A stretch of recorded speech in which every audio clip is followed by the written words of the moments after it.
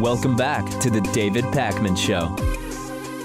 Dave, I don't know if you were aware of this story, but Arizona, namely the Arizona governor, is planning on publicly shaming the people that he is referring to as deadbeat dads. And what the plan here is to take some type of state Twitter account or social media accounts and post the names of fathers who owe child support with photos and with the amount they owe. I guess the idea is that if they do this, or at least threaten to do this, people will pay up.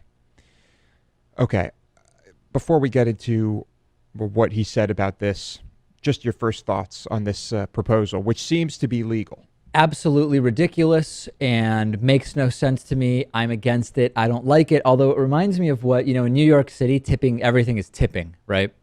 So on the holidays in garages, there's a really common thing that happens, which is, first of all, everybody gets a Christmas card, right? And the idea of the Christmas card is basically just to communicate the names of all the garage staff so that then you can tip all of them, right? And then a whiteboard magically appears around the holidays, around Christmas, right? Doesn't really matter when Hanukkah is. And it's the thank you board, right? Thank you for holiday tips. And people's names start going up there as the tips come in. And the entire thing is sort of designed to be like, hey, every time you walk in there, you don't see your name on the tip thing.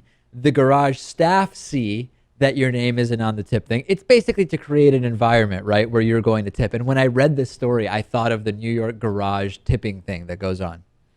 Yeah. And then you are essentially forced right. to tip, because if not, your life could get more difficult. Right. Incredible. What a racket. Oh, yeah. All right. Anyway, Doug Ducey, or I guess you could call him Doug Ducey, is the name of this Arizona governor. I think we've talked about him before. Yeah. You would think that, with a story like this, I mean, there has to be others. He says, for too long, you've been able to remain anonymous, able to skirt your financial and legal responsibilities with no shame. Well, I mean, not really. There is a legal system that pursues this type of thing. Yeah, it's quite well established. Okay. He said, well, here's a new one for all the deadbeat dads out there, effective immediately. The state is going to begin posting the photos, names, and money owed by these losers to social media with the hashtag deadbeat. This is sort of like think about how absurd this is. Would you post publicly the names? Well, actually, some Republicans have suggested having a list of people receiving social welfare benefits so that then anybody could sort of play vigilante and show up outside their house. Oh, you're on disability? I'm going to sit outside your house and see if you really look disabled to me, that type of thing. It's the same lunacy. Yeah. And so there was a 1999 law requiring the DES to post names and photos of individuals who owe child support to its website. This guy is known as the hashtag governor, and I guess there are about 421 parents who owe what the state considers to be a significant amount of child support. I don't discount the sort of effectiveness of using shame or the fear of shame to motivate certain actions, right? I don't discount that whatsoever. I just think that when it comes to the state making a policy of this, it's very dangerous. Yeah, I think it's I don't know, just a road maybe we shouldn't be going down.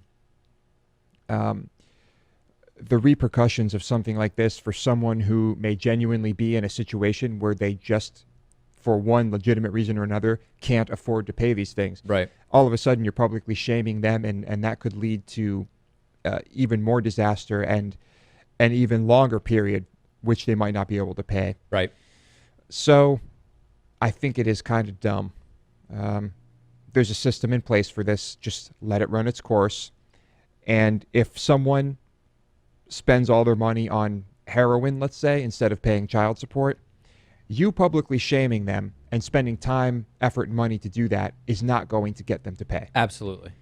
It just sounds like exactly like something a Republican governor would propose. And there it is. You have it there. Big news in the world of the NFL. I don't think this has happened in my lifetime, or at least when it did, I don't remember. But has an NFL team ever moved in our lifetime? Yeah. It has? Wasn't there a team in Canada that became the Houston Texans? No. I don't think so. Wait a second. So hold on. There used to be a Houston team, right? Houston the Oilers. Houston Oilers. Okay. I mean, The Oilers moved somewhere. No, I think there has been a move during our lifetime. can you look this up? All Just right, I'll look up work the on that. last time an NFL team moved. And I'm going to talk about the Rams moving. The St. Louis Rams are moving to L.A. This means that L.A. will have, 4 football teams? San Diego, the L.A. Rams now, Oakland, and San Francisco. Okay, so I guess that's 4 NFL teams. Pretty incredible. Lewis, so we were way off here. In 1999, so the Houston Oilers were temporarily moved to Memphis in 97 as the Tennessee Oilers, and then permanently to Nashville in 98, renamed the Tennessee Titans in 99. The Cleveland Browns to Baltimore in 1996, renamed the Baltimore Ravens. Okay, but the most recent one was 99. Yeah. The Los Angeles Raiders back to Oakland in 1995. The Los Angeles Rams to St. Louis in 1995. We had one in 1994 and 84, the Baltimore Colts to Indianapolis. So during our lifetimes, 1, 2, 3, 4, 5, I guess 6 moves, including this most recent one you're talking about. Well, were we really paying attention to sports when we were moving the goalposts now, though? Well, yeah. I mean, do you expect us to remember when teams move when we're 1 year old? Different question. Okay. But yeah, that's interesting. Yeah, it's interesting that so much of that happened in such a short amount of time, and then for 17 years, it doesn't happen at all. Right. And so I still feel like 1999 is like 6 years ago. sometimes it feels that way. Yeah. Especially when you hear a certain song on the radio, and you're like, oh yeah, That's pretty new. this is a popular song. This just came out. All right. So anyway, the Rams, they are moving. I guess the league owners voted on this 30-2 in favor of course. And there's going to be a new stadium in Inglewood, about 10 miles from downtown LA. And this is just incredible. And what year are they moving? Is this 2 years away? Let's see. It says 2016. Oh, okay. I guess they might have a temporary stadium to play in before that happens. And there's speculation that the Raiders or the Chargers might join them later. The Raiders have abandoned their relocation proposal. Then there could be 2 LA teams and no team in San Diego. Oh, what a bummer that would be for fans of the Chargers. Yeah. It's just such a weird thing to me.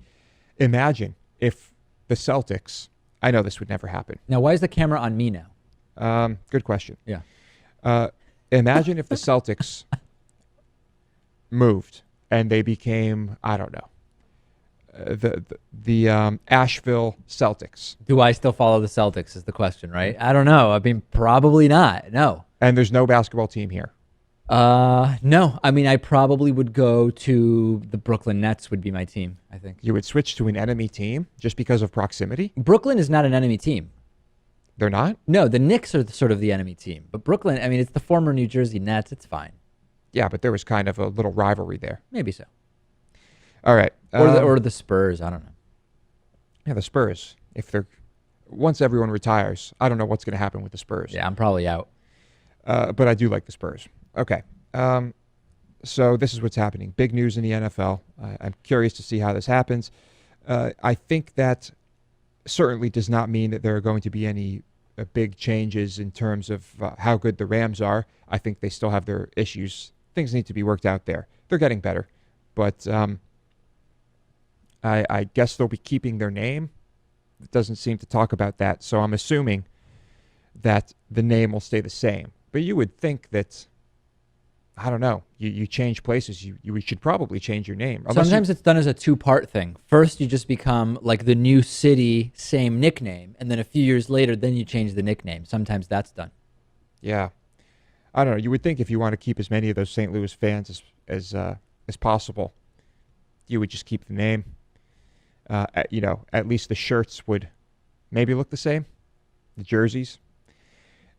One more NFL story here.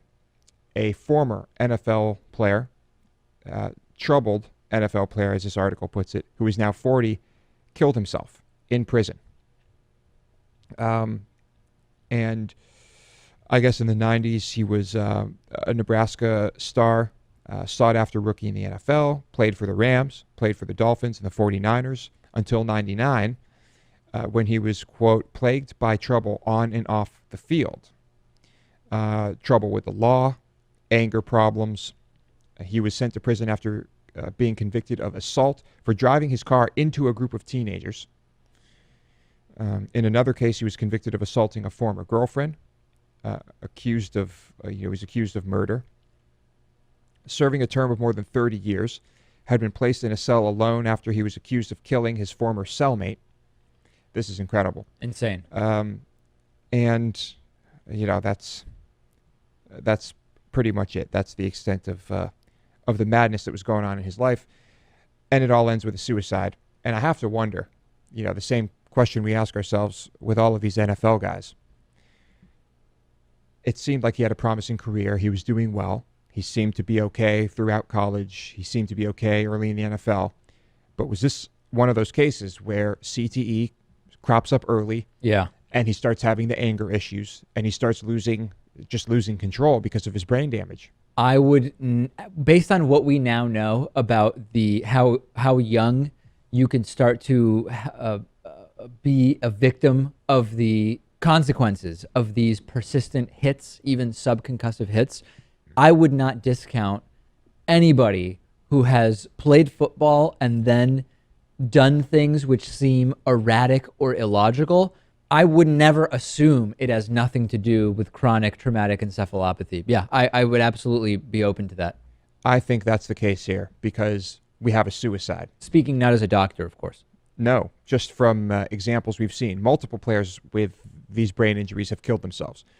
I think the most recent one was Junior Seau. Right. And the exact same thing happened to Seau. Much later in life, he started losing control of his mind. He started having anger issues. He started becoming violent. Yeah. And depressed and suicidal. Now, I know there are plenty of people who are naturally very angry, very violent people.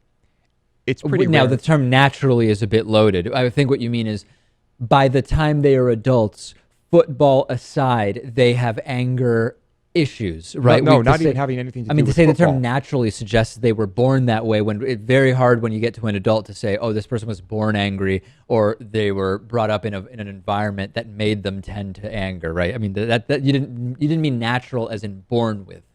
Some people are born that way. Some, but we don't know. I mean, it could be anything. Yes, I guess you're a product of your environment. But I'm not talking about football players. I'm talking about anybody. Random people. Anybody. But it is the suicidal behavior that is especially rare. In addition to the anger. Yes, uncommon. And so I think that because of the suicide, I hope that his brain is studied. And I think we will find what we found in all of these other guys. Maybe so. And, I think it would kind of be a relief to all of the people who were affected by his crazy behavior if they learned that it wasn't just because he was a malicious, evil person. Right. It was because his brain had been damaged.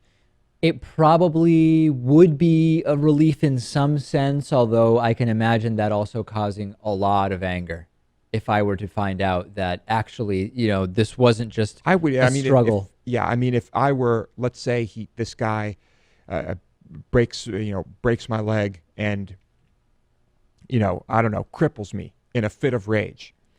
And I'm thinking to myself, what a scumbag, I would probably ease off a little if I learned that this guy had a disease. He lost his mind because of traumatic brain damage. Fair enough. So we'll see. I don't know if that's what's going to happen with his body, with his brain, but the NFL will probably try to prevent that from happening, I would assume. Oh, absolutely. We'll follow it. That's it for today. The David Pakman Show at davidpakman.com.